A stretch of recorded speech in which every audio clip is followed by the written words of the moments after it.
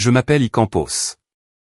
J'ai 34 ans, je suis mère de 2 enfants, et je suis la belle-fille de l'une des familles de la marine les plus prestigieuses de Virginie. Pour le monde extérieur, je ressemble à une simple mère de banlieue. Mais, aux yeux de mon beau-père, l'amiral Simon Osorn, je ne suis rien de plus qu'un chauffeur de taxi dans le ciel. Une nuisance civile, qu'il tolère uniquement pour sauver les apparences. Cependant, ce matin, à la base navale de Norfolk, debout face à 43 officiers de haut rang, l'amiral Simon, mon propre beau-père, a décidé de me briser. Il a ri, d'un rire froid qui a résonné dans la salle de briefing, et a demandé, dit aux officiers, « Harry, quel est votre indicatif? Est-ce princesse pilote ?» La salle entière a éclaté de rire. Il ne m'avait pas invité là-bas pour observer. Il m'avait invité pour exécuter mon estime de moi, afin de prouver, une fois pour toutes, qu'une femme ordinaire comme moi ne mérite pas de pénétrer dans son monde. Il voulait que je baisse la tête de honte, exactement comme je l'ai fait au cours des 3 dernières années. Mais, il a commis une erreur fatale. Il ignore que la femme qui se tient devant lui, est en réalité Valkyrie 77. La seule personne détenant les preuves d'un crime de guerre, qu'il a enterré il y a 10 ans. Dites-moi depuis où vous regardez cette vidéo dans les commentaires.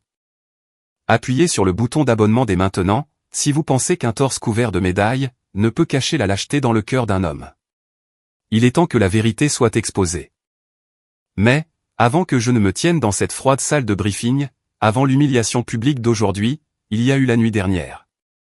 Tout a commencé, comme la plupart des désastres dans cette famille, autour d'un rôti du dimanche. L'atmosphère dans la salle à manger du domaine Osorn, à Virginia Beach, était toujours la même, étouffante. La pièce elle-même était un témoignage de la vieille fortune, et de la tradition navale. Les murs étaient lambrissés de chênes sombres et oppressants, ornés de peintures à l'huile représentant des navires, et des ancêtres au visage sévère, qui semblaient désapprouver votre existence même. Nous étions assis autour de la longue table en acajou. Moi, mon mari Luc, et, en bout de table, dominant l'espace comme un roi sur son trône, se trouvait l'amiral Simon Osorn. Le seul bruit dans la pièce, était le tintement aigu et agressif, ainsi que le raclement des couteaux en argent, contre la porcelaine fine.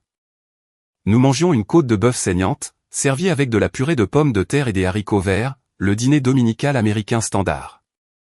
Mais dans cette maison, manger ressemblait moins à un repas, qu'à une manœuvre tactique. Simon était dans une forme exceptionnelle, ce soir-là. Il avait 62 ans, des cheveux argentés coupés très courts, dans un style militaire strict, et il portait son autorité comme une seconde peau, même vêtu d'un pull en cachemire. Il ne m'avait pas regardé une seule fois, depuis que nous étions à table.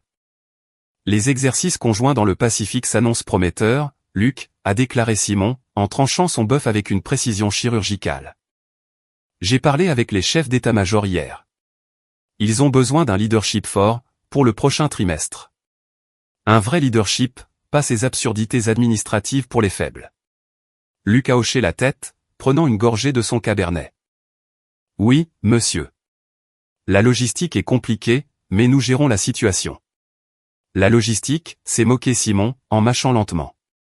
La guerre ne se gagne pas avec des tableurs, mon fils. Elle se gagne avec du cran. Quelque chose que votre génération semble avoir perdu.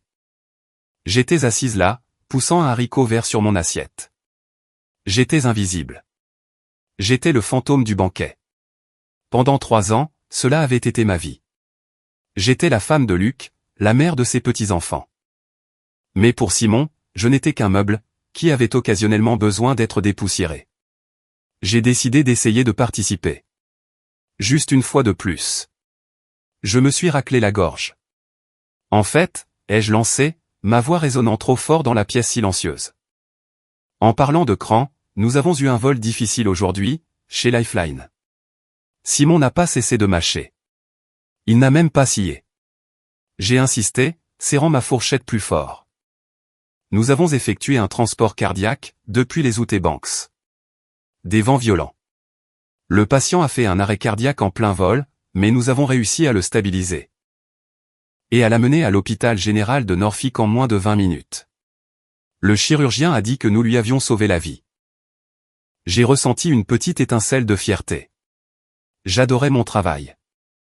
Piloter des hélicoptères d'évacuation médicale, n'était pas seulement un emploi. C'était une vocation. Simon a finalement arrêté de manger. Il s'est essuyé la bouche avec une serviette en lin, d'une lenteur délibérée. Puis, il a regardé Luc, m'ignorant complètement. C'est pittoresque, n'est-ce pas, a ricané Simon, un grondement sourd, dépourvu de la moindre chaleur. Tu as entendu ça, Luc? Ta femme a eu une journée bien remplie. Il a tourné ses yeux bleus et froids vers moi, pour la première fois de la soirée. C'est merveilleux, Harry. Vraiment, il est bon de savoir que ma belle-fille est une. Comment dites-vous? Une chauffeuse Uber volante si compétente. Mon estomac s'est noué, l'air a quitté mes poumons. C'est de l'évacuation médicale, Simon, ai-je rétorqué, la voix légèrement tremblante. Exact. Un Uber médical, s'est-il corrigé, avec un sourire narquois. Vous prenez des gens, vous les déposez. C'est pratiquement la même chose que de livrer des pizzas, mais avec un rotor. Assurez-vous juste, de ne pas vous attendre à un pourboire. Il a ri bruyamment, regardant Luc, attendant la validation qu'il exigeait toujours. J'ai regardé mon mari. J'ai regardé Luc, l'homme que j'aimais, le père de mes enfants. J'attendais qu'il dise quelque chose. N'importe quoi. Elle est pilote, papa. Elle sauve des vies. Respecte-la. Luc n'a pas levé les yeux. Il fixait intensément sa purée de pommes de terre. Ses jointures étaient blanches, alors qu'il serrait sa serviette sous la table. Il n'a rien dit. Le silence de mon mari a été un véritable coup physique. Il m'a blessé bien plus, que les moqueries de Simon. Simon était un tyran. Je le savais. Mais Luc était censé être mon partenaire. À cet instant, en le regardant se recroqueviller devant son père, j'ai ressenti une vague de solitude si profonde, qu'elle m'a presque étouffé. Simon, satisfait de sa domination, a plongé la main dans la poche de sa veste. Il en a sorti une épaisse enveloppe couleur crème, au bord doré, et l'a fait glisser sur le bois poli, vers moi. Cela ressemblait à une invitation de mariage, mais on aurait dit une assignation à comparaître. Ouvre-la, a-t-il ordonné. Je l'ai prise. Mes doigts étaient engourdis. À l'intérieur, se trouvait un laissez-passer officiel, pour la base navale de Norfolk. Demain matin, à 9 h, a repris Simon, retournant à son steak. J'organise un briefing pour la nouvelle division tactique. Je veux que tu viennes, et que tu assistes à la session. J'ai froncé les sourcils, confuse. Pourquoi? Parce que, a-t-il répondu, en se servant à nouveau du vin. Je pense qu'il est temps, que tu vois à quoi ressemble la vraie armée. Peut-être que si tu observes comment de vrais officiers se comportent, tu comprendras pourquoi nous ne considérons pas, que ce que tu fais, joue dans la même cour. Il a pris une gorgée de vin, ses yeux pétillants de malice par-dessus le bord du verre. Ne porte pas ton pyjama, Harry. Essaie d'avoir l'air d'une ossorne, si tu en es capable. Ce n'était pas une invitation. C'était une convocation pour un habillage public. Il me voulait sur son territoire, entouré de ses flagorneurs, pour pouvoir me rappeler exactement à quel point j'étais insignifiante. J'ai un service demain, ai-je murmuré doucement. Annule-le, a tranché Simon. Ce n'était pas une requête. Le dîner s'est terminé en silence. Plus tard dans la nuit, dans l'intimité de notre chambre principale, la tension s'est finalement brisée. J'enlevai mes boucles d'oreilles, fixant mon reflet dans le miroir de la coiffeuse. J'avais l'air fatigué, non pas physiquement, mais spirituellement. Luc était assis au bord du lit, la tête entre les mains. Tu ne devrais pas y aller, a chuchoté Luc. Je me suis tourné pour le regarder. Il m'a insulté, Luc. Il a insulté mon travail. Et tu es resté là, sans rien faire. Je sais, a admis Luc, la voix brisée. Il a levé les yeux, remplis de cette peur familière et pathétique. Je sais, Harry. Je suis désolé. Mais tu sais comment il est. Si je lui tiens tête, il passe des coups de fil. Il parle à mon PDG. Il pourrait faire dérailler ma promotion. Nous avons l'hypothèque, les frais de scolarité des filles. Donc, le prix de notre style de vie, c'est ma dignité, ai-je demandé. Luc s'est levé, et s'est approché de moi, suppliant. N'y va pas demain, c'est tout. Prends un congé maladie. Dis-lui que tu as la grippe. Si tu y vas, il va juste t'embarrasser. Il veut frimer devant son personnel. S'il te plaît, Harry, pour moi. ne fais pas de scène. Je l'ai regardé. Je l'ai vraiment regardé. J'ai vu un homme, qui avait été écrasé par l'ombre de son père, pendant 40 ans. Il était terrifié. Il était faible. Et, que Dieu m'aide, j'ai réalisé que je ne pouvais pas compter sur lui, pour me protéger. Je me suis retourné vers le miroir. Je portais une chemise de nuit en soie, le genre de vêtement que porte la belle-fille magnifique d'un amiral. Mais, sous la soie, sur la partie supérieure de mon bras gauche, il y avait une cicatrice. Elle était pâle maintenant, une ligne blanche irrégulière d'environ 7 cm de long. La plupart des gens pensaient qu'elle provenait d'un accident de vélo de mon enfance. Luc pensait qu'elle datait d'une randonnée, faite avant notre rencontre. J'ai levé la main, et j'ai tracé la ligne de la cicatrice avec mes doigts. La peau y était différente, plus dure, engourdie. C'était un souvenir, ramené d'une vallée en Afghanistan. Un rappel de métal brûlant, de rotors hurlants, et de l'odeur du sang mêlée à celle du carburant d'aviation. C'était le rappel d'une vie, que j'avais enfouie au fond d'une boîte, pour devenir Madame Hawthorne. J'ai senti une froide détermination s'installer dans ma poitrine. Ce n'était plus de la colère. C'était de la clarté. J'y vais, Luc, ai-je annoncé doucement. Harry, s'il te plaît. J'y vais, ai-je répété, me tournant pour lui faire face. Ma voix était stable, vide de l'émotion qui l'attendait. Pas parce qu'il me l'a ordonné, et pas parce que je veux le rendre heureux. J'ai baissé les yeux vers la cicatrice sur mon bras, une dernière fois, sentant le fantôme de la pilote que j'étais autrefois, se réveiller en moi. J'y vais, parce que ça a duré assez longtemps, ai-je murmuré. Il est temps que j'y retourne, et que je reprenne mon nom. Je me tenais devant le miroir en pied, dans la salle de bain principale, les lumières LED crues illuminant chaque détail. La femme qui me fixait en retour, avait l'air parfaitement inoffensive.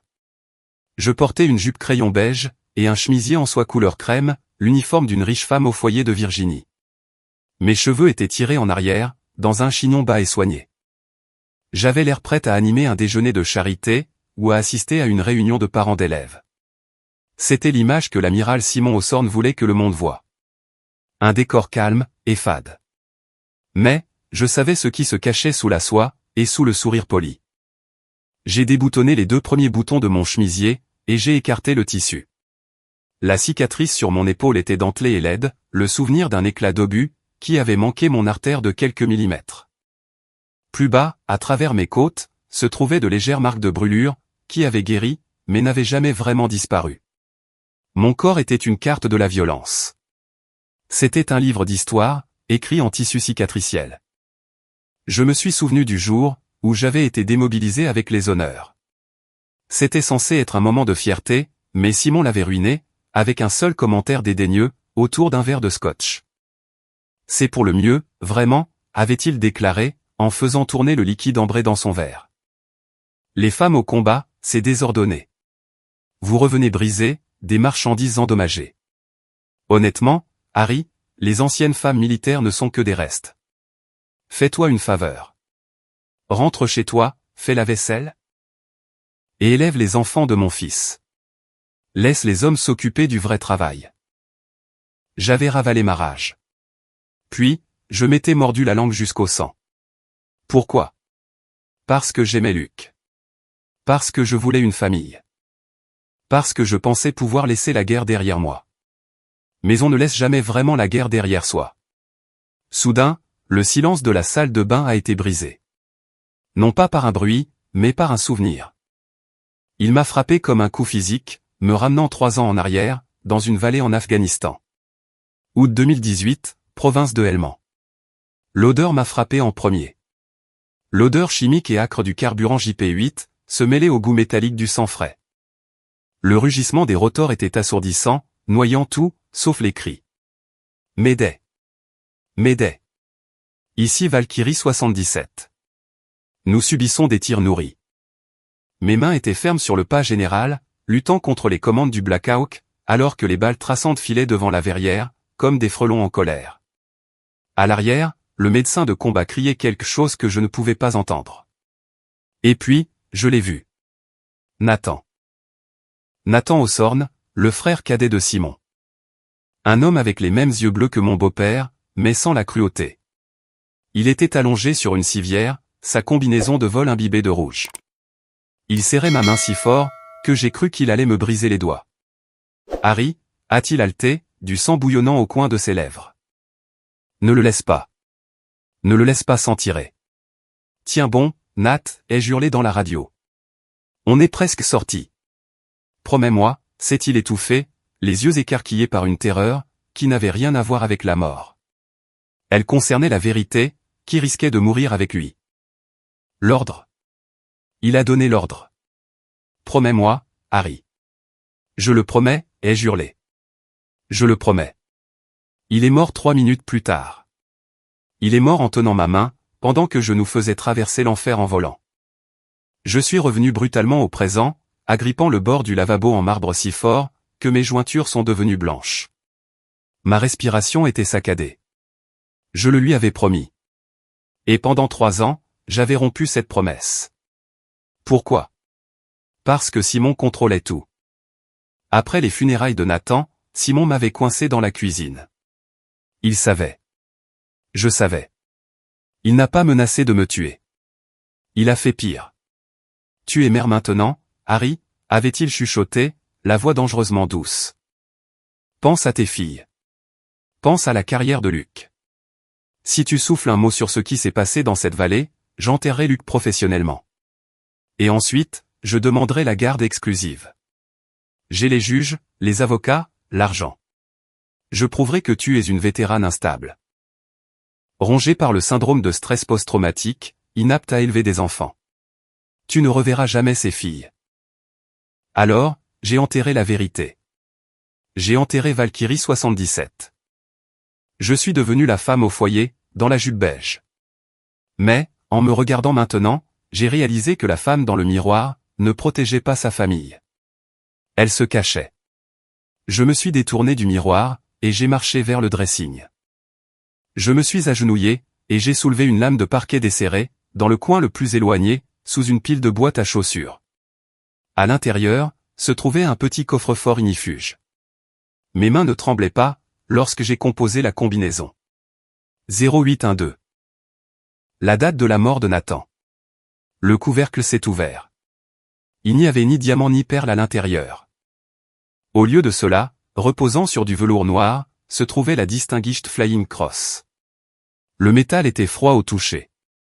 À côté, il y avait un petit carnet relié en cuir. Les pages étaient froissées par les dégâts des eaux, et tachées de sang séché. Le sang de Nathan. J'ai passé mon pouce sur la couverture. C'était la police d'assurance. C'était le dossier, sable rouge. J'ai murmuré les mots du psaume 23, les mêmes mots que je chuchotais avant chaque mission. Quand je marche dans la vallée de l'ombre de la mort, je ne crains aucun mal. J'ai fait une pause. Car je suis la pierre dure à cuire de cette vallée. Un sourire sinistre a effleuré mes lèvres. C'était la version Valkyrie. J'ai pris le carnet et la médaille. Je les ai glissés dans mon sac à main de créateur, juste à côté de mon rouge à lèvres, et de mes clés de voiture. C'était un poids lourd, mais cela faisait du bien. Cela ressemblait à une armure. Je suis descendu. La maison était silencieuse. Luc était déjà parti pour la base. Trop lâche pour m'affronter ce matin. Dans la cuisine, mes 2 filles, Emma et Sophie, mangeaient des céréales. La nounou préparait leur déjeuner. Emma, ma fille de 6 ans, a levé les yeux, du lait sur le menton. Elle a vu ma tenue, et a froncé les sourcils. « Maman, tu vas au travail ?» a-t-elle demandé. « Tu ne portes pas de jolies chaussures d'habitude, pour piloter l'hélicoptère. » Je me suis approché, et j'ai embrassé le sommet de sa tête, sentant le doux parfum du shampoing à la fraise. Mon cœur se serrait d'amour pour elle. Tout ce que j'avais fait, chaque mensonge que j'avais ravalé, c'était pour elle. Mais, elles n'avaient pas besoin d'une mère qui avait peur. Elles avaient besoin d'une mère, capable de se tenir droite. Non, ma chérie, ai-je répondu, en lissant ses cheveux. Je ne vais pas voler aujourd'hui. Alors, où vas-tu, s'est interrogée Sophie.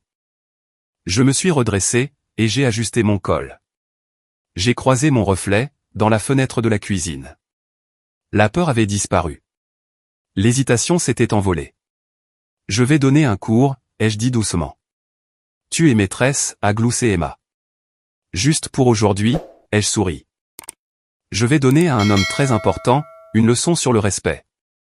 Si vous avez déjà eu à tenir tête à un tyran, pour protéger les personnes que vous aimez, ou si vous croyez que la force d'une mère est la force la plus puissante sur Terre, s'il vous plaît, appuyez sur ce bouton j'aime tout de suite. Et dans les commentaires, je veux que vous tapiez « Je suis forte » pour montrer que vous êtes avec moi. Montrons à Simon qu'il est en infériorité numérique. Je suis sorti par la porte d'entrée, dans la lumineuse matinée de Virginie. L'air humide a frappé mon visage, mais je n'ai pas tressailli. J'ai marché vers ma voiture, mes talons claquant de façon rythmée sur l'allée, comme la cadence d'une marche militaire. Je n'étais plus Iosorne, la belle-fille obéissante. J'ai ouvert la portière, et je me suis glissé sur le siège du conducteur.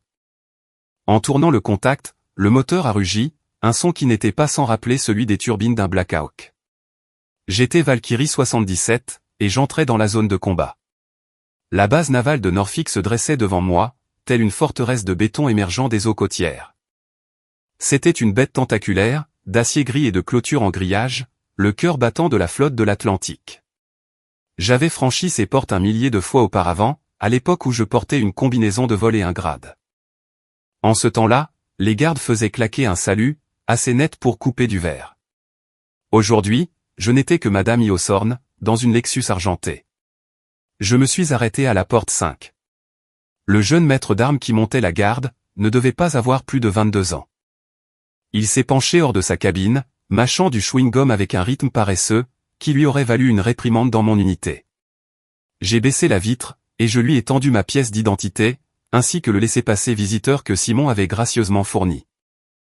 Il a regardé le laissez-passer, puis moi. Ses yeux ont balayé mon chemisier en soie, et mes lunettes de soleil de créateur, avec un amusement non dissimulé.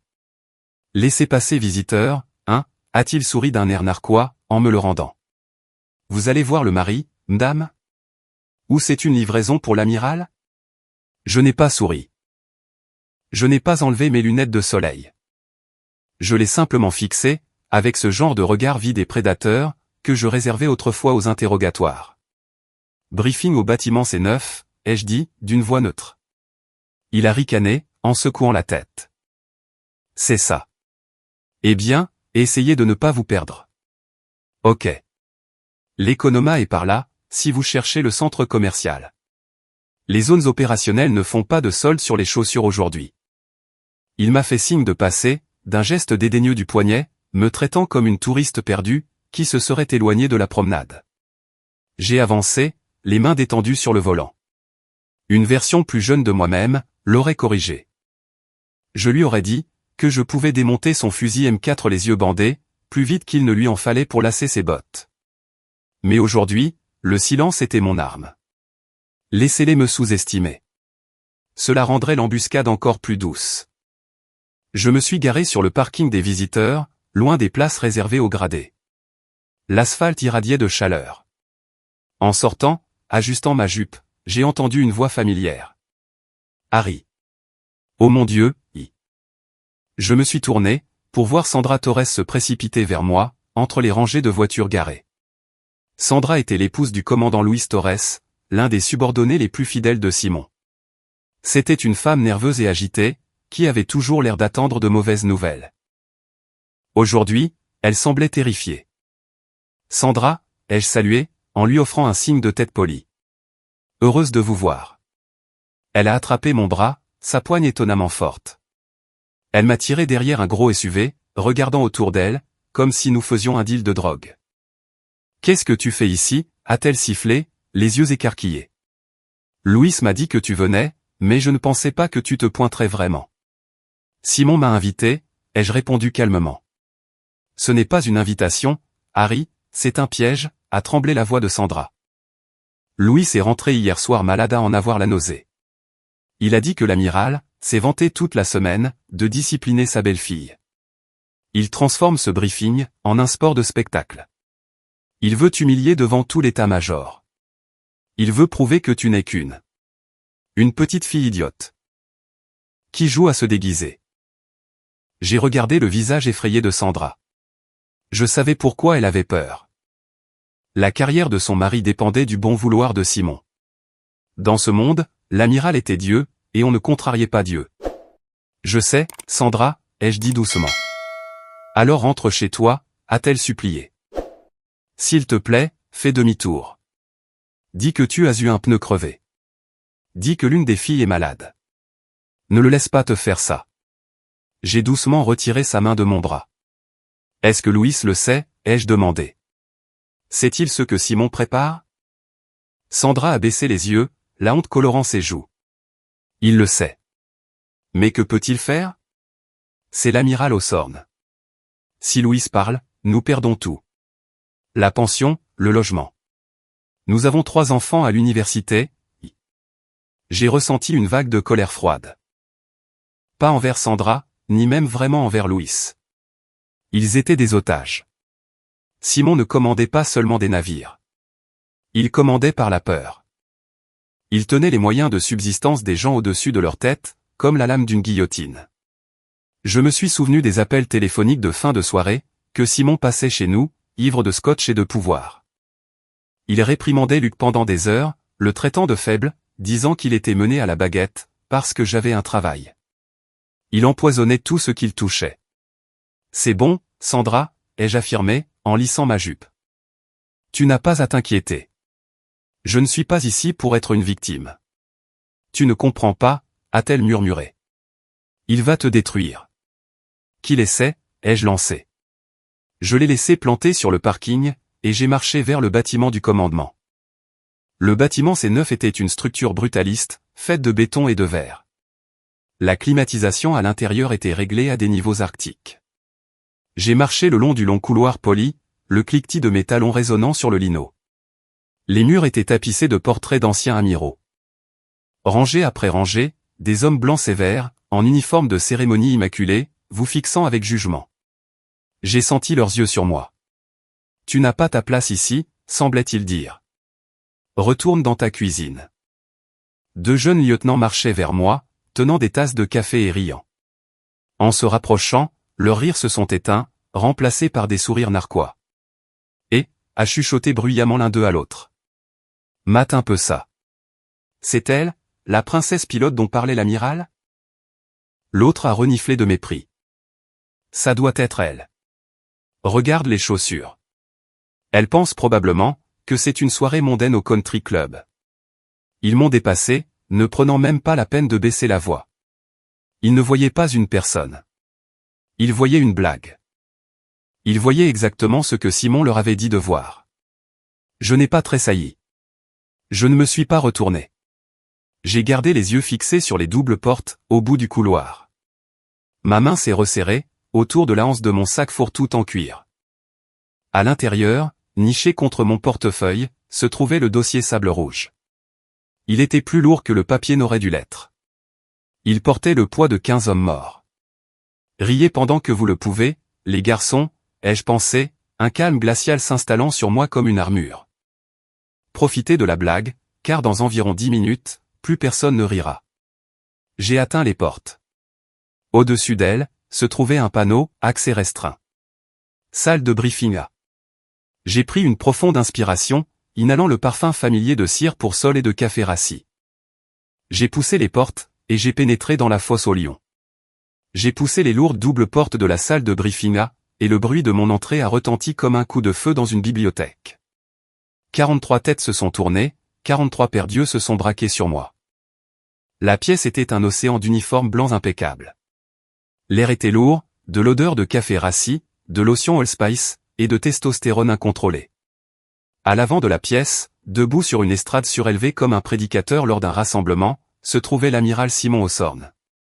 Il s'est arrêté au milieu de sa phrase, son pointeur laser survolant une carte numérique de la mer de Chine méridionale.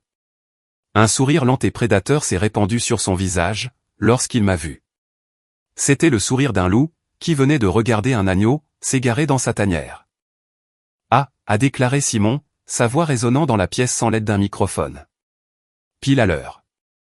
Il a désigné une unique chaise pliante en métal, installée dans le coin arrière le plus éloigné de la pièce. Elle était isolée, séparée des rangées de sièges en cuir confortables, occupés par les officiers. Elle ressemblait au bonnet d'âne, dans une salle de classe des années 1950. Messieurs, a annoncé Simon. Veuillez accueillir Madame Iosorn. Ma belle-fille a décidé d'honorer cette assemblée de sa présence aujourd'hui, pour voir comment les adultes dirigent la marine. Une vague de rire poli et sycophantesque a parcouru la pièce. J'ai gardé un visage neutre, le menton haut, alors que je traversais l'épreuve de force. Je pouvais sentir leurs yeux me disséquer, mes talons, ma jupe, mon sac à main. Pour eux, je n'étais pas une personne. J'étais une intruse. J'étais une perturbation civile, dans leur club de garçons sacrés. Je me suis assise sur la chaise en métal. Elle était froide et inconfortable. J'ai posé mon sac sur mes genoux, mes doigts effleurant le poids caché du dossier sable rouge. Attends, me suis-je dit. Attends juste. Pendant les 30 minutes suivantes, Simon a fait le spectacle. Il a fait les 100 pas sur l'estrade, utilisant du jargon et des acronymes. Déploiement LCS, guerre asymétrique, réponse cinétique, comme s'il composait une symphonie. Il était charismatique. Je devais lui accorder cela. Il savait comment captiver une salle. Mais je ne regardais pas la présentation. Je le regardais, lui. J'ai vu la façon dont sa main tremblait légèrement, quand il a pris son verre d'eau. J'ai vu la sueur perler sur sa lèvre supérieure, malgré la climatisation. Il jouait la comédie et, comme tous les mauvais acteurs, il avait besoin d'un public pour se sentir validé. Soudain, Simon a éteint le PowerPoint. L'écran est devenu noir. La pièce a plongé dans le silence. Il a enlevé ses lunettes de lecture, et les a pliées lentement. Puis, il m'a regardé directement, par-dessus les têtes de 43 officiers. Maintenant, a-t-il dit, sa voix descendant vers un ton conversationnel, presque intime. Je suis sûr qu'une partie de tout cela vous a dépassé, Harry. La logistique stratégique peut être assez ennuyeuse comparée à « Que faites-vous déjà ?» Transporter des retraités malades pour leurs examens de contrôle? Les rires ont été plus forts cette fois. Quelques officiers se sont retournés sur leur siège pour me regarder, des sourires narquois plaqués sur leur visage. Elle travaille pour un service d'ambulance privée, a expliqué Simon à la salle, d'un geste dédaigneux de la main. Elle conduit un hélicoptère. C'est très noble, je suppose. Comme un service de taxi volant, pour les gens qui ont oublié de prendre leurs médicaments pour le cœur. Il est descendu de l'estrade, et a commencé à marcher dans l'allée centrale, se dirigeant vers moi. Les officiers se sont écartés comme la mer Rouge, lui laissant de l'espace. Il s'est arrêté à 1 mètre devant moi. Il me dominait de toute sa hauteur, m'obligeant à lever les yeux vers lui. Dites-moi, a-t-il lancé, assez fort pour que tout le monde entende. Ces chiffres sont-ils trop complexes pour votre cerveau de civil? Devrais-je les décomposer, dans des termes que vous pourriez comprendre? Peut-être utiliser une analogie avec la cuisine, ou avec les courses au supermarché? Mon visage est devenu brûlant. Non pas de gêne, mais d'une rage si pure, qu'on aurait dit de la lave dans mes veines. Il ne faisait pas que m'insulter. Il insultait chaque femme, qui avait osé sortir de la cuisine un jour. Il réduisait mon intellect, mon expérience, mon existence entière, à un stéréotype. J'ai fixé ses chaussures cirées. Je n'ai pas parlé. Pas encore. Il a pris mon silence pour de la soumission. Il s'est penché davantage, envahissant mon espace personnel. Je pouvais sentir le scotch onéreux sur son haleine, masqué par de l'amande poivrée. Vous voyez, messieurs, a déclaré Simon, tournant légèrement la tête pour s'adresser à son public captif. C'est pourquoi nous avons des normes. C'est pourquoi, nous ne laissons pas n'importe qui porter l'uniforme. Parce que quand la pression monte, quand les balles volent, vous avez besoin de détermination. Vous n'avez pas besoin de quelqu'un, qui va s'inquiéter d'un ongle cassé. Il s'est tourné vers moi, ses yeux brillants d'un délice malveillant. Il appréciait ce moment. Il se nourrissait de mon humiliation. En parlant d'uniforme, a-t-il ricané. Mon fils m'a dit, que vous aviez joué aux soldats pendant quelques années, avant d'abandonner pour vous marier. Il a fait une pause, pour l'effet dramatique. Dites aux officiers, a-t-il lancé comme un défi, sa voix dégoulinante d'une fausse curiosité. Quel était votre indicatif? Chaque pilote en a un. Quelque chose de féroce, je parie. Était-ce chaton, ou peut-être princesse? La pièce a explosé. 43 hommes riaient ouvertement maintenant. C'était un rugissement de dérision. Ils riaient de la petite femme au foyer, qui jouait à se déguiser. Ils riaient, parce que leur amiral le leur avait dit. C'était le moment. C'est à cet instant précis que le barrage a cédé. Le son de leur rire s'est estompé en arrière-plan, remplacé par les battements de mon propre cœur. Ce n'était pas un rythme rapide et paniqué. C'était lent, régulier, dangereux. Je me suis souvenu de la vallée. Je me suis souvenu de la chaleur. Je me suis souvenu du poids de la main d'un homme mort, dans la mienne. J'ai levé les yeux. Je n'ai pas cligné des paupières. Je n'ai pas tremblé. J'ai regardé droit dans les yeux bleus, nuageux et arrogants de Simon. Et, pour la première fois en 3 ans, il a vu quelque chose dans mon regard, qui a fait vaciller son sourire. Il ne voyait plus, la femme au foyer. Il ne voyait plus la femme de Luc. Il voyait la pilote, qui avait volé droit dans une tempête de sable, alors qu'il avait ordonné à tous les autres de clouer leurs appareils au sol. Les rires dans la pièce ont commencé à s'éteindre, un silence pesant se propageant de l'arrière vers l'avant. Au fur et à mesure que les officiers remarquaient le changement d'atmosphère, ils remarquaient que la femme dans le coin ne pleurait pas. Elle ne baissait pas les yeux. Elle regardait l'amiral, comme s'il était une cible. J'ai agrippé les accoudoirs de la chaise en métal. Mes jointures étaient blanches. Tu veux un spectacle, Simon? Ai-je pensé, très bien, offrons-leur un spectacle. J'ai pris une inspiration, et puis, je me suis levé. Les rires dans la pièce commençaient à s'éteindre, mais leurs échos flottaient toujours dans l'air, comme de la fumée. J'ai compté les battements de mon propre cœur. 1, 2, 3. Je ne me suis pas précipité. Je ne me suis pas débattu. J'ai simplement posé mes mains sur le dossier en métal froid de la chaise pliante, et je l'ai poussé sur le côté. Criis. Le bruit des pieds métalliques, raclant contre le sol en lino, a été aigu et violent. Il a coupé à travers les derniers gloussements, comme un couteau. Toutes les têtes se sont retournées vers moi. Je me suis levé. J'ai déplié mon corps lentement, délibérément. Je mesure un M75 pieds nus. Aujourd'hui, perché sur mes talons aiguilles de 8 cm, je faisais presque un M85. J'ai lissé l'avant de ma jupe beige, non pas par nervosité, mais par préparation. J'ai fait un pas hors du coin, sortant de l'ombre, et je me suis avancé dans l'allée centrale. Simon souriait toujours, mais les coins de sa bouche tressautaient légèrement. Il ressemblait à un homme, qui venait d'entendre un bruit étrange dans la cave. « Avez-vous quelque chose à partager avec la classe, Harry ?» a-t-il demandé, son ton dégoulinant de condescendance. « Peut-être une recette ?» Je ne lui ai pas répondu immédiatement. Je l'ai juste regardé. J'ai regardé les médailles sur sa poitrine. Des rangées de rubans colorés, qui racontaient des histoires de bravoure, dont il n'avait jamais réellement fait preuve. Ce n'est pas princesse, ai-je affirmé. Ma voix n'était pas forte, mais elle était projetée parfaitement depuis mon diaphragme. Une compétence que je n'avais pas apprise dans une cuisine, mais par-dessus le rugissement des turbines de bimoteur. Elle a porté jusqu'à chaque coin de la pièce. Simon a froncé les sourcils. Excusez-moi. J'ai fait un pas en avant. Mes talons ont claqué sur le sol, un rythme régulier et implacable d'une catastrophe imminente. Mon indicatif, ai-je dit, ma voix descendant d'une octave pour devenir de l'acier. Vous avez demandé mon indicatif, amiral. Ce n'était pas princesse, et ce n'était certainement pas chaton. Je me suis arrêté à 3 mètres de lui. La pièce était maintenant d'un silence de mort. On pouvait entendre le bourdonnement de la climatisation.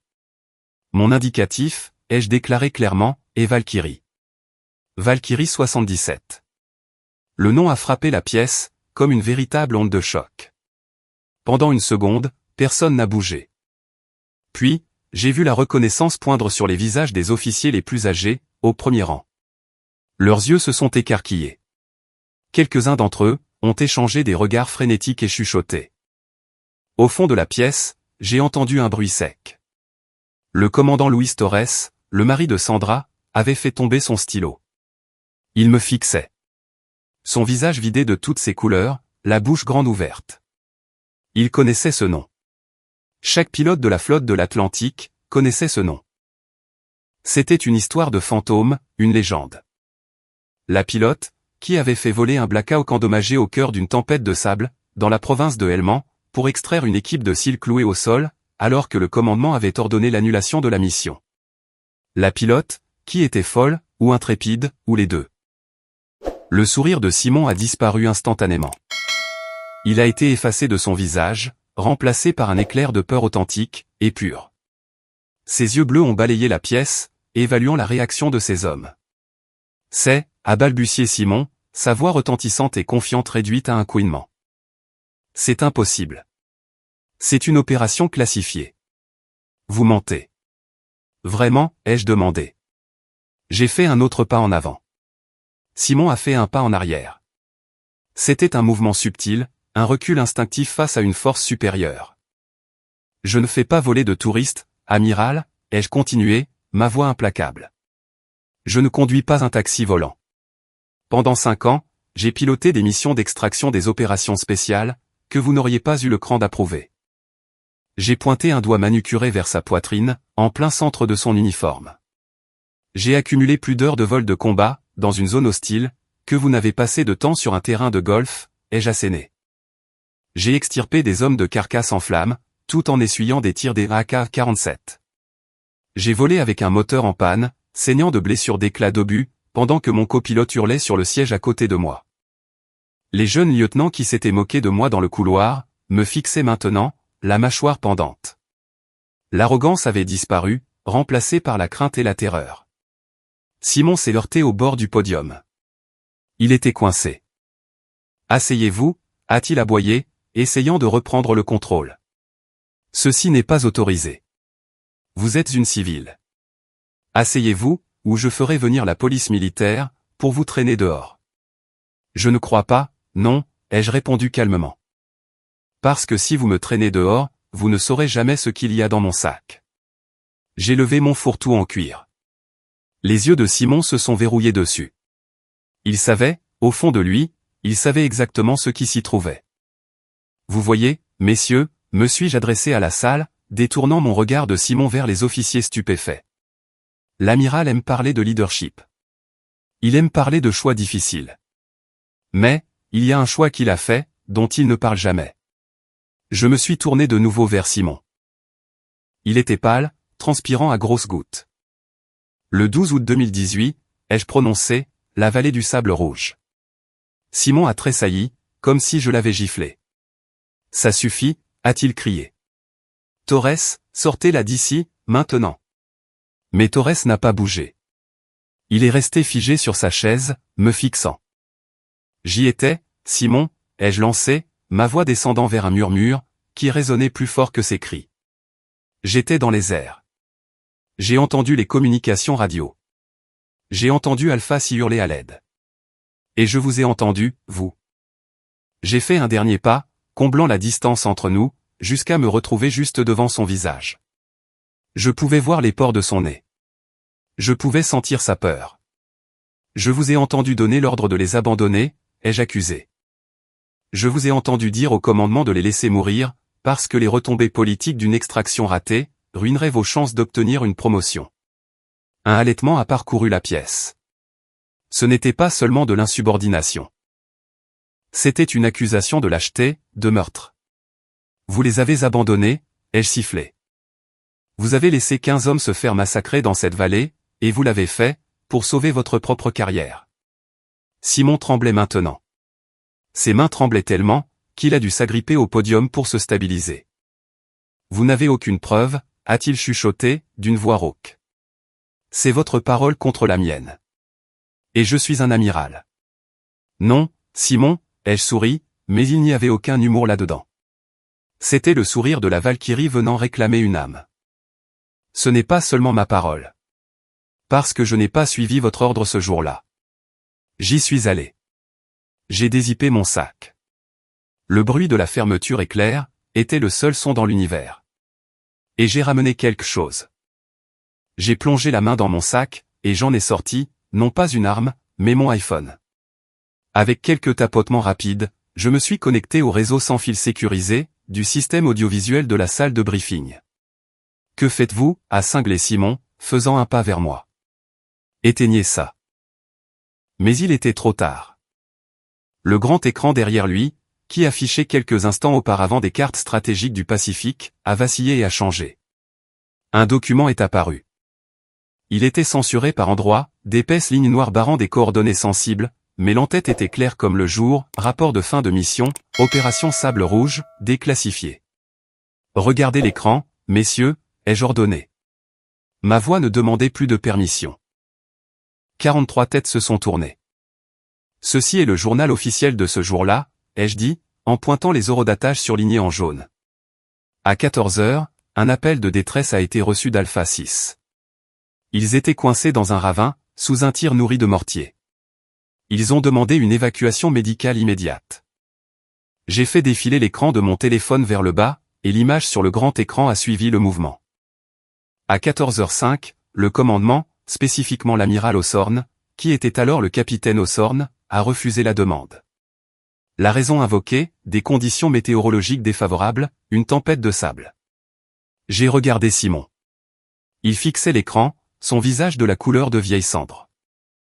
Mais voici les données satellitaires de cette même heure. J'ai fait glisser vers la diapositive suivante. Elle montrait une carte météorologique claire. Il n'y avait pas de tempête. Pas encore. La visibilité était de 5 miles. Un murmure a parcouru la salle. Les officiers échangeaient des regards. Mentir sur les conditions météorologiques, pour éviter une mission, c'était de la lâcheté. C'était un délit passible de la cour martiale. Pourquoi avoir menti, Simon, ai-je demandé doucement. Parce que vous étiez en lice pour une promotion cette semaine-là. Parce qu'une extraction ratée aurait fait tache sur votre dossier. Parce que vous ne vouliez pas risquer de perdre un hélicoptère. C'était une décision tactique, a hurlé Simon, sa voix se brisant. Les renseignements étaient mauvais. C'était un piège. Non, les jeux coupés. Ce n'était pas un piège. C'était un appel à l'aide. Et savez-vous qui a passé cet appel? Savez-vous dont c'était la voix à la radio, vous suppliant d'envoyer les hélicoptères? J'ai fait une pause. J'ai laissé le silence s'étirer, jusqu'à ce qu'il devienne douloureux. C'était le sergent-chef Nathan Ossorn, ai-je lâché. Votre propre frère. Le silence dans la pièce a volé en éclats. Un halètement collectif a aspiré l'air de l'espace. Plusieurs officiers se sont levés, incapables de rester assis. Vous mentez, a hurlé Simon, se jetant vers le podium comme s'il pouvait bloquer physiquement la vérité. Nathan est mort sur le coup. C'était un engin explosif improvisé, EI. C'est ce que dit le rapport. C'est ce que votre rapport dit, ai-je rétorqué, en me plaçant sur son chemin, mais Nathan n'est pas mort sur le coup. Et il n'est pas mort seul. J'ai sorti le petit carnet en cuir abîmé de mon sac. Je l'ai brandi, comme une sainte relique. J'ai désobéi à votre ordre, Simon. J'ai volé vers eux. J'ai fait voler Valkyrie 77 dans ce ravin, sous un feu nourri. Je les ai sortis de là. Nathan était en vie, quand je l'ai hissé à bord de l'appareil. Il a vécu encore 2 ans, dans un hôpital de l'armée en Allemagne, paralysé à partir du cou. Incapable de parler, incapable de bouger. Mais il pouvait cligner des yeux. Et il pouvait utiliser un tableau de lettres. J'ai ouvert le carnet. Les pages étaient jaunies, l'écriture tremblante, transcrite par des infirmières lettre par lettre, au fil de mois de douleur atroce. Il m'a dicté ceci, ai-je dit, ma voix tremblant pour la première fois. Il voulait que vous l'entendiez. J'ai commencé à lire. À mon frère, Simon. J'ai regardé le ciel ce jour-là. Je l'ai regardé pendant 3 heures, pendant que mes hommes se vidaient de leur sang dans le sable. Je leur ai dit que tu arrivais. Je leur ai dit que mon grand frère ne nous abandonnerait pas. Je leur ai menti. Tu m'as tué. Simon. Pas avec une balle, mais avec ton silence. Tu as échangé 15 vies, contre une étoile sur ton col. Je te pardonne, parce que maman aurait voulu que je le fasse. Mais je ne te respecte pas. Et j'espère qu'un jour, tu te regarderas dans le miroir, et que tu verras ce que tu es vraiment. J'ai fermé le livre. Et il m'a laissé un message, ai-je ajouté, levant les yeux vers Simon, dont les yeux étaient écarquillés et humides de panique. Harry, ne laisse pas la vérité mourir avec moi. Vis la vie que je ne pourrai pas vivre. Sois le soldat, qu'il a toujours prétendu être. J'ai baissé le livre. Mes yeux étaient secs. J'avais pleuré toutes mes larmes, des années auparavant. Vous l'avez enterré dans un cercueil fermé, pour que personne ne voie les blessures d'éclats d'obus, qui avaient mal cicatrisé, ai-je dit. Vous avez enterré la vérité. Mais vous avez oublié une chose, amiral. La vérité a la fâcheuse habitude de s'extraire de sa tombe en rampant. La pièce était plongée dans le chaos. Les jeunes lieutenants chuchotaient furieusement.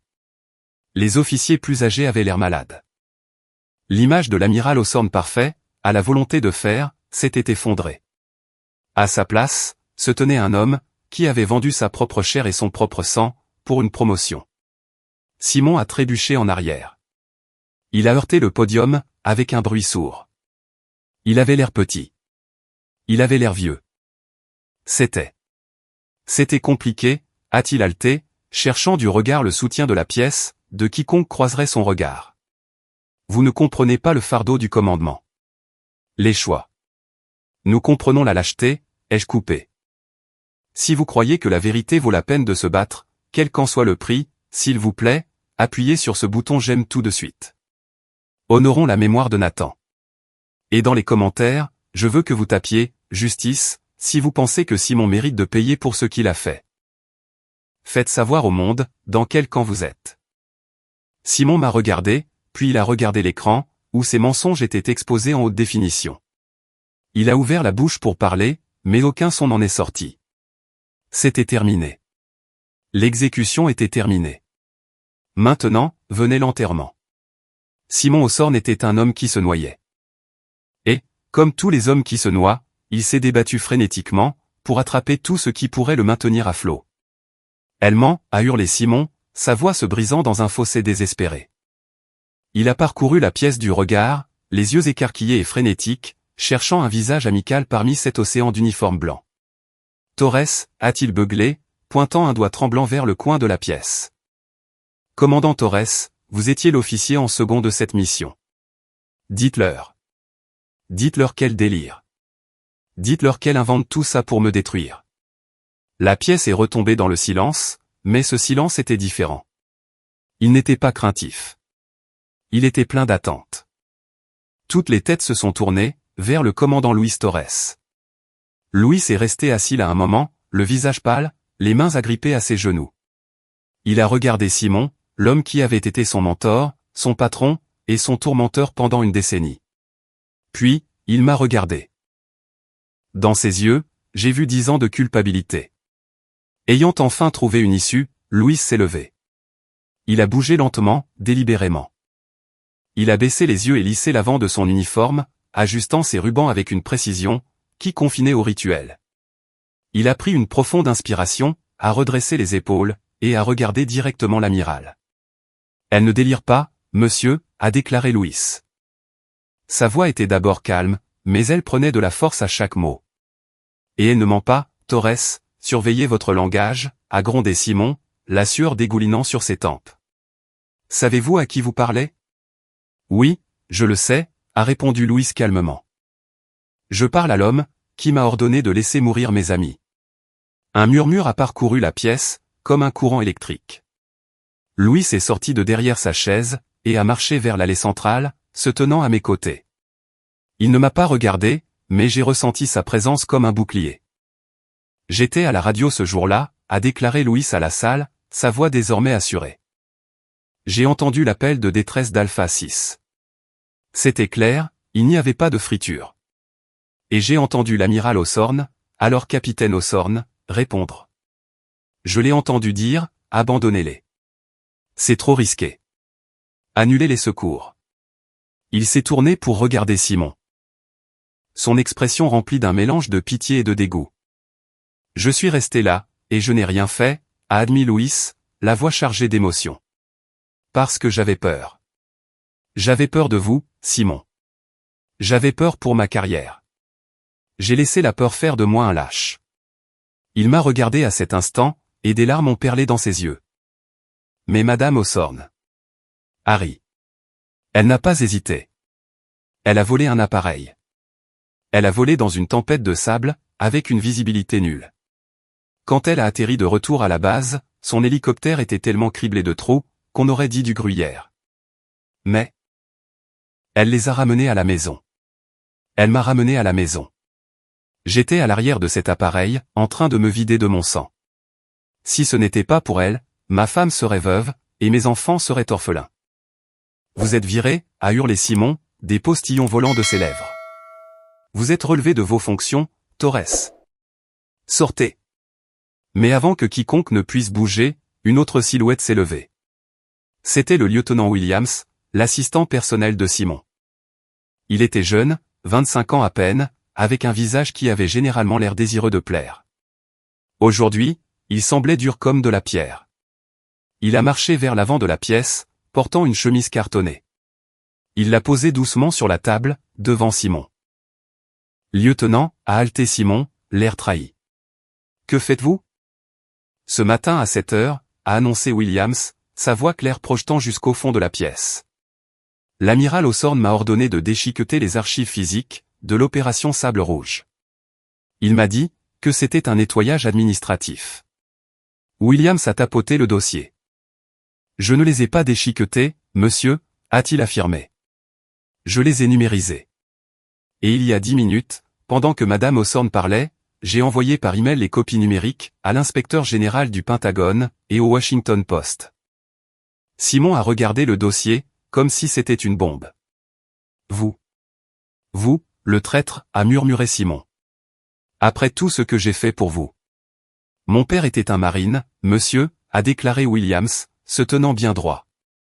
Il m'a appris que la loyauté d'un officier va à la Constitution et à la vérité, pas à un homme, et certainement pas à un lâche.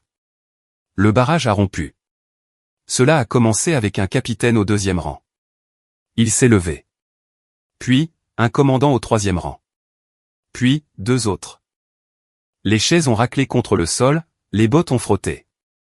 Un par un, les officiers de la flotte de l'Atlantique se sont levés. Ils n'ont pas crié. Ils n'ont pas attaqué. Ils se sont simplement levés.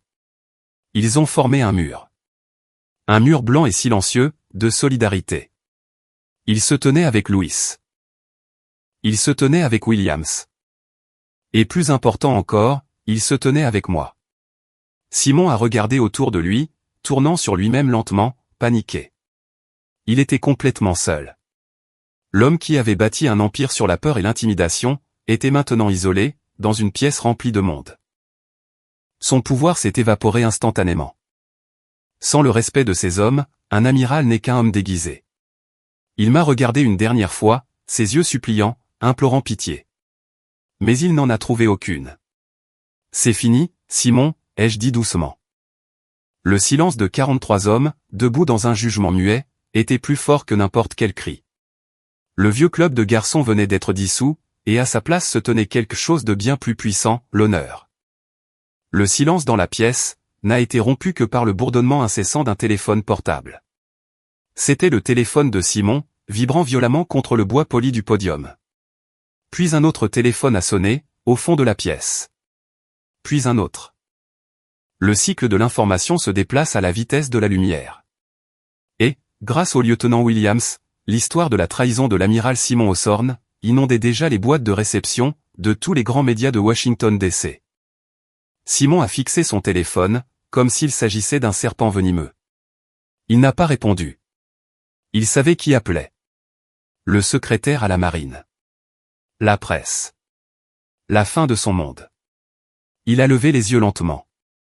Son visage, habituellement rouge d'arrogance, était maintenant d'une teinte grise fantomatique. La sueur sur son front était devenue froide. Ses mains qui avaient signé des milliers d'ordres, ses mains qui avaient envoyé des hommes à la mort, d'un simple trait de stylo, tremblaient de façon incontrôlable. Il a regardé le mur d'officiers dressé contre lui. Puis, il m'a regardé. « Tu as gagné », a-t-il râlé. Sa voix était creuse, dépouillée de toute son autorité tonitruante. Elle ressemblait au bruit de feuilles sèches, raclant l'asphalte. « Es-tu heureuse, Harry ? Tu as détruit le nom de la famille.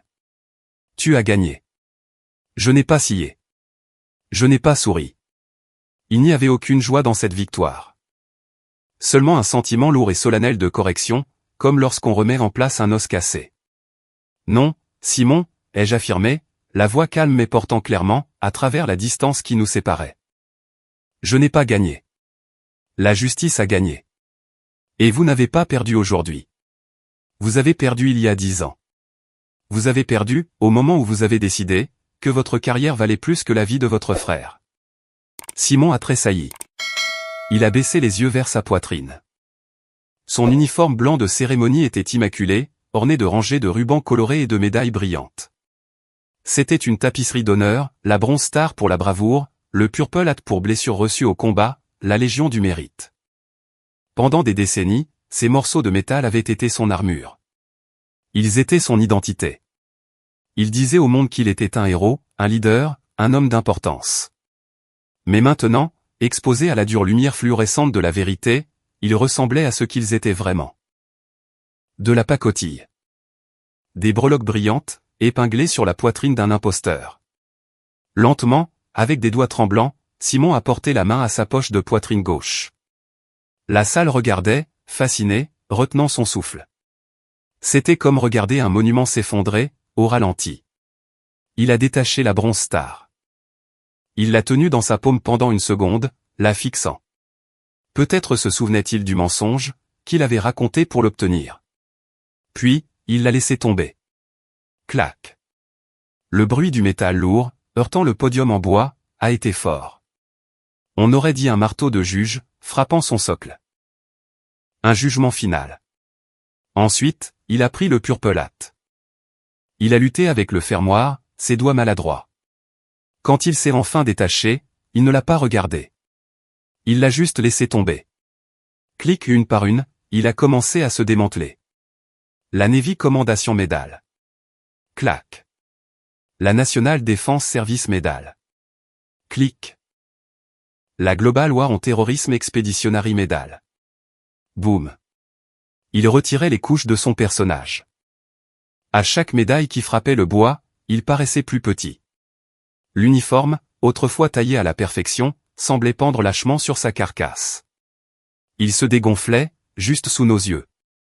Le tas de médailles sur le podium s'est agrandi. Un amas d'or, de bronze et d'argent, qui ne signifiait plus absolument rien. Ce n'était que de la ferraille. C'étaient des mensonges, coulés dans du laiton. Enfin, sa poitrine était nue. Le tissu blanc de son uniforme était percé de minuscules trous là où se trouvaient les épingles, laissant derrière lui le contour fantomatique de son ancienne gloire. Il se tenait là, dépouillé de ses honneurs, dépouillé de son grade aux yeux de ses hommes. Il n'était plus l'amiral Hawthorne. Il n'était plus que Simon, un vieil homme solitaire et amer, qui avait échangé son âme pour une place à la table, seulement pour qu'on lui retire la chaise de sous lui. Il a levé les yeux vers moi, une dernière fois. La malice avait disparu de ses yeux. La condescendance avait disparu. À leur place, se trouvait un vide profond et terrifiant. C'était le regard d'un homme qui réalise, trop tard, qu'il a bâti son château sur du sable. Il a fait un pas vers moi, puis s'est arrêté. Il a semblé vouloir dire quelque chose, pour se défendre, mais les mots sont morts dans sa gorge. Vous, a-t-il commencé, sa voix à peine un murmure. Il a dégluti difficilement, sa pomme d'Adam se soulevant. Vous êtes le soldat, que j'ai toujours prétendu être. C'était la seule chose honnête qu'il avait dite de toute la journée. Il s'est détourné de moi. Il s'est détourné de ses officiers, de l'écran affichant ses crimes, du tas de médailles jetées. Il a marché vers la porte latérale. Sa démarche était traînante, inégale. Il ne marchait pas au pas. Il ne marchait pas à grandes enjambées. Il s'est éloigné en boitant, dans l'ombre du couloir. Un fantôme, s'évanouissant dans l'oubli. La porte s'est refermée avec un clic derrière lui. Et, juste comme ça, le règne de l'amiral Simon Hawthorne était terminé. La pièce est restée silencieuse pendant un long moment, l'air lourd de la gravité de ce dont nous venions d'être témoins. Nous avions regardé un titan tomber. Nous avions regardé une carrière mourir. Mais, dans le calme qui a suivi, j'ai senti autre chose monter. Pas du triomphe. Pas de la jubilation. De la paix. Le genre de paix qui s'installe, après qu'une longue et violente tempête ait fini de souffler. Nathan pouvait reposer en paix maintenant. La vérité était révélée. La dette était payée. J'ai regardé le tas de médailles sur le podium, une dernière fois. Puis, je leur ai tourné le dos. Je n'avais pas besoin de médailles. J'avais mes cicatrices. Et, contrairement aux siennes, les miennes étaient réelles. Les lourdes doubles portes se sont ouvertes à nouveau. Mais cette fois, la personne qui a fait irruption n'était pas un amiral. Ce n'était pas un membre de la police militaire. C'était Luc. Mon mari se tenait dans l'encadrement de la porte, la poitrine haletante, le visage rouge par l'effort. Il ne portait pas son uniforme. Il portait un jean délavé et un t-shirt gris, les cheveux en bataille, ayant l'air de venir de courir un marathon. Il a balayé la pièce des yeux avec frénésie. Il a vu le podium vide, où s'était tenu son père. Il a vu le tas de médailles abandonnées. Et puis, il m'a vu. Harry, a-t-il étranglé. Il n'a pas marché. Il a couru. Il a sprinté dans l'allée centrale, ignorant les 43 officiers de haut rang qui le regardaient. Il a ignoré le protocole. Il a ignoré le décorum. Il s'est jeté sur moi, enroulant ses bras autour de moi si fort, que j'en ai perdu le souffle. Il a enfoui son visage dans le creux de mon cou, et j'ai senti son corps trembler. Je l'ai vu partir, a haleté Luc dans mes cheveux. Je l'ai vu sur le parking. Il avait l'air. Mon Dieu, Harry, j'ai cru que j'étais arrivé trop tard. Je suis resté là une seconde, les bras raides le long du corps.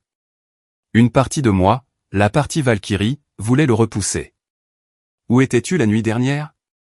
Voulais-je demander. Où étais-tu quand il m'a traité de chauffeuse de taxi? Mais ensuite, j'ai senti l'humidité de ses larmes sur ma peau. J'ai entendu la douleur brute et non filtrée dans sa voix. Je suis désolé, a-t-il sangloté, inconscient du public. Je suis tellement, tellement désolé. J'ai été un lâche. J'ai laissé. Je l'ai laissé te blesser, parce que j'avais peur de lui. J'ai eu peur de lui toute ma vie. J'ai lentement levé les bras, et je les ai enroulés autour de son dos. Il semblait solide, réel, pas la version fine comme du papier d'un mari, qu'il avait été au dîner, mais un homme s'échappant enfin d'une cage. C'est bon, ai-je murmuré. J'ai géré la situation. Luc s'est reculé légèrement pour me regarder. Ses yeux étaient rougis, mais une nouvelle lumière, féroce, y brillait. J'ai démissionné, a-t-il annoncé. J'ai cligné des yeux. Quoi? Je suis allé dans le bureau de mon PDG ce matin, a expliqué Luc, la voix reprenant des forces. J'ai remis ma lettre de démission. Avec effet immédiat. Je leur ai dit que je ne pouvais pas servir sous un commandement qui ne respecte pas ma femme. Je leur ai tout dit. Mon cœur a raté un battement. Luc aimait la marine. C'était tout ce qu'il avait jamais connu. Luc, ai-je dit doucement. Ta carrière, la pension. Au diable la pension, a-t-il lâché, secouant violemment la tête. Je n'en veux pas. Pas si ça signifie te perdre. Pas si ça signifie devenir lui. Il a regardé par-dessus mon épaule, vers le podium vide. J'ai passé 40 ans à essayer d'être le fils qu'il voulait, a confié Luc, la voix tremblante d'émotion. Aujourd'hui, j'ai décidé d'être le mari que tu mérites. Une chaleur s'est répandue dans ma poitrine, faisant fondre les derniers vestiges de l'armure de glace que j'avais portée dans cette pièce. C'était la victoire à laquelle je ne m'attendais pas vaincre Simon, c'était la justice. Mais récupérer Luc, c'était un miracle. Nous sommes libres, Luc, ai-je murmuré, prenant son visage en coupe dans mes mains. Nous sommes enfin libres. Il a embrassé mon front, un baiser tendre et prolongé, qui ressemblait à une promesse. Autour de nous, la pièce a commencé à s'animer. Les officiers qui avaient observé ces retrouvailles intimes avec un silence respectueux, ont commencé à bouger. Le commandant Torres a été le premier à s'approcher. Il a marché vers nous, les yeux secs maintenant, mais l'expression solennelle. Il a tendu la main, non pas à Luc, mais à moi. Madame, a-t-il dit. Puis, il s'est corrigé. Major. Je l'ai regardé, surprise. Personne ne m'avait appelé par mon grade, depuis 3 ans. Major Campos, a repris Torres, utilisant mon nom de jeune fille, mon nom de service. Ce fut un honneur de voler avec vous, et ce fut un honneur, d'être le témoin de cela aujourd'hui. Il m'a serré la main fermement. Ce n'était pas la poignée de main d'un homme saluant l'épouse d'un supérieur. C'était la poignée de main d'un soldat, saluant un camarade. Puis, le lieutenant Williams s'est avancé. Major, a déclaré le jeune assistant, en offrant un salut parfait et précis. Merci de nous avoir montré à quoi ressemble le vrai leadership. Un à un, ils sont venus. Des capitaines, des commandants, des capitaines de corvette. Des hommes qui avaient ri de moi 30 minutes auparavant, faisaient maintenant la queue pour me serrer la main. Ils ne voyaient plus une femme au foyer en jupe. Ils voyaient Valkyrie 77. Sacré dossier de vol, Major, a grogné un vieux capitaine avec un signe de tête respectueux. Mon fils est pilote, a dit un autre. J'espère qu'il a la moitié de votre cran. Je me tenais là, tenant la main de Luc, entouré d'un océan d'uniformes blancs, qui ne me semblait plus hostile. L'air dans la pièce avait changé. La toxicité avait disparu, balayée par la vérité. J'ai regardé Luc. Il me souriait, d'un sourire sincère et fier. Il ne me regardait plus, comme si j'étais un problème à gérer. Il me regardait comme si j'étais une héroïne. Rentrons à la maison, a-t-il suggéré doucement. Pas encore, ai-je souri, serrant sa main. Je crois que j'ai encore un arrêt à faire. Où ça? À l'aérodrome, ai-je répondu, me sentant plus légère que je ne l'avais été depuis des années. Valkyrie est restée clouée au sol trop longtemps. Nous sommes sortis de la salle de briefing ensemble, main dans la main. Nous avons laissé derrière nous, la chaise en métal dans le coin. Nous avons laissé derrière nous, le fantôme de Simon Osborne. Et alors que nous sortions, sous le soleil éclatant et chaud de Virginie, j'ai réalisé que je n'avais pas seulement repris mon nom. J'avais repris ma vie. 6 mois ont passé, depuis que les portes de la salle de briefing se sont refermées sur la carrière de l'amiral Simon Osborne. Les retombées ont été spectaculaires. Comme on pouvait s'y attendre, la presse s'en est donnée à cœur joie. Mais, à la fin, Simon n'est pas allé en prison. Il n'a pas été traduit en cour martiale, ni déchu de son grade dans le déshonneur. Pourquoi? Parce que j'ai demandé la clémence. Je ne l'ai pas fait pour lui. Je l'ai fait pour la marine. Et, surtout, je l'ai fait parce que je savais qu'il existait une punition bien pire qu'une cellule de prison. Simon est maintenant conférencier invité à l'Académie navale des États-Unis, à Annapolis. Il enseigne un seul cours, l'éthique dans le commandement. Chaque matin, à 8 heures, il doit se tenir devant un amphithéâtre rempli d'aspirants officiers, aux yeux brillants et idéalistes. Il doit les regarder dans les yeux, et leur raconter l'histoire de l'opération Sable Rouge. Il doit leur raconter, avec des détails atroces, comment il a choisi une promotion, plutôt que la vie de son frère. Il doit disséquer sa propre lâcheté, jour après jour, comme un avertissement de ce qu'il ne faut pas devenir. C'est un purgatoire de sa propre création. Il est forcé de vivre avec sa honte, publiquement et de manière répétée. C'est la punition la plus cruelle, mais la plus juste, que je puisse imaginer. Et, honnêtement, je ne pense plus beaucoup à lui désormais. J'ai de meilleures choses à faire. Je me tiens sur le tarmac, de l'aérodrome privé utilisé par Lifeline Aviation. Le ciel de Virginie est d'un bleu éclatant, sans nuages, s'étirant à l'infini. Le vent fouette mes cheveux sur mon visage, sentant l'ozone et la liberté. Devant moi, se trouve mon nouvel appareil. C'est un Sikorsky SE-76. Épuré et puissant, scintillant au soleil. Mais ce n'est plus seulement un hélicoptère médical standard. Sur le nez du fuselage, peint dans une écriture cramoisie audacieuse et rebelle, se trouve un nouveau logo, Valkyrie. En dessous, en lettres plus petites, figure la devise de ma nouvelle unité, pour que d'autres puissent vivre. Je passe ma main, le long du métal froid du fuselage. Fini de se cacher. Fini les coffres-forts secrets, sous les lames de parquet. Le nom que j'ai gagné dans le sang, est maintenant peint, pour que le monde entier puisse le voir. Maman, regarde-moi. Je me tourne, pour voir Emma et Sophie, courir dans l'herbe près du hangar. Luc les poursuit en riant, les bras écartés comme un avion. Il a l'air plus jeune. Les lignes de stress, qui marquaient autrefois son front, se sont adoucies. Il travaille maintenant comme consultant, pour un groupe de défense des vétérans. Il gagne la moitié de l'argent qu'il gagnait avant, et il n'a jamais été aussi heureux. Emma court vers moi, essoufflée, pointant un petit doigt vers le logo rouge sur l'hélicoptère. « C'est toi, n'est-ce pas, maman ?» demande-t-elle, les yeux écarquillés d'émerveillement. « Tu es la Valkyrie, comme la super-héroïne ?» Je m'agenouille dans l'herbe, pour être à sa hauteur. J'écarte une mèche rebelle de son visage. « Je ne suis pas une super-héroïne, bébé, lui dis-je doucement.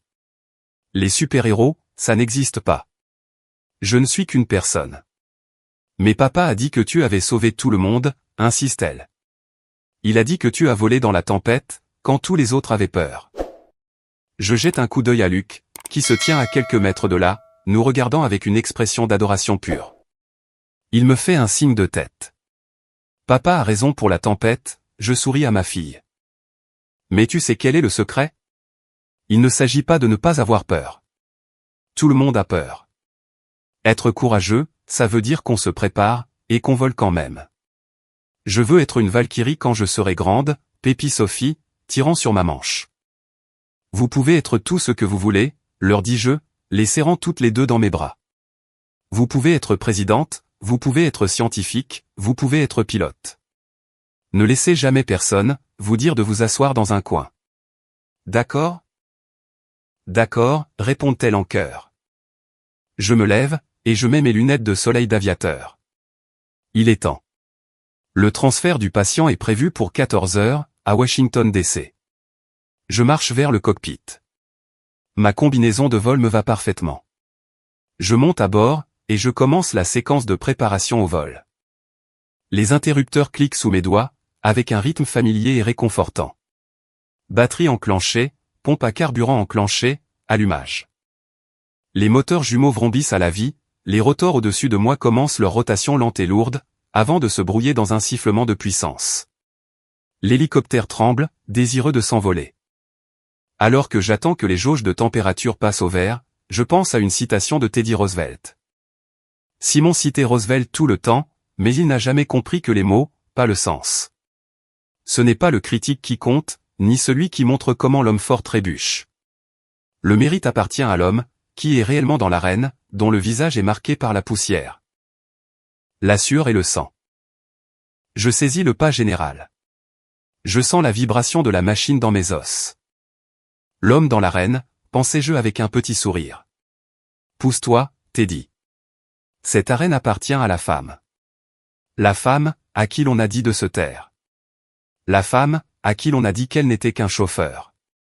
La femme, à qui l'on a dit qu'elle était brisée. J'actionne le micro. Tour, ici Valkyrie 77, demandant le départ vers le nord, dis-je, ma voix stable et claire. Valkyrie 77, ici la tour. Vous êtes autorisé à décoller. Heureux de vous revoir dans le ciel, madame. Heureuse d'être de retour, je réponds. Je tire sur le pas général. Le sol s'éloigne. L'ombre de l'hélicoptère rétrécit à mesure que nous nous élevons. Les maisons, la base navale, les vieilles salles à manger lambrissées de chêne. Elles deviennent toutes de petits points insignifiants, en dessous de moi. Je suis Harry. Je suis une mère. Je suis une femme. Mais ici haut, au-dessus du bruit et des mensonges, je suis simplement Valkyrie, et le ciel est à moi. Train rentré. Cette histoire ne parle pas seulement d'une pilote, ou d'un amiral corrompu. C'est un rappel que les étiquettes que les gens nous collent, ne définissent pas notre valeur. Nous avons tous un Simon dans nos vies, quelqu'un qui essaie de nous faire sentir petits, qui prend notre silence pour de la faiblesse, ou qui nous juge sur notre titre de poste, plutôt que sur notre caractère. Mais il nous a appris, que le vrai pouvoir ne vient pas d'un uniforme, d'un grade, ou de l'approbation des autres. Il vient du fait de savoir exactement qui on est, quand la tempête frappe. Vos cicatrices, vos luttes et vos sacrifices, ne sont pas des choses dont il faut avoir honte. Ils sont votre armure. Ne laissez jamais quelqu'un d'autre tenir le stylo, qui écrit l'histoire de votre vie. Vous êtes la seule personne, à décider du moment où vous vous envolez. Maintenant, je veux vous passer le micro. Nous avons tous fait face à des moments, où nous avons dû choisir entre maintenir la paix, ou dire notre vérité. Avez-vous déjà été sous-estimé par votre propre famille, ou réduit au silence par quelqu'un au pouvoir? Comment avez-vous trouvé le courage de reprendre votre nom? S'il vous plaît, partagez votre histoire dans les commentaires ci-dessous. Ceci est un espace sûr, et votre expérience pourrait être l'inspiration exacte dont quelqu'un d'autre a besoin aujourd'hui. Si le parcours de Harry a touché votre cœur, s'il vous plaît, aimez cette vidéo et abonnez-vous à la chaîne. Partagez cette histoire avec une femme forte de votre entourage, qui a besoin qu'on lui rappelle son propre pouvoir.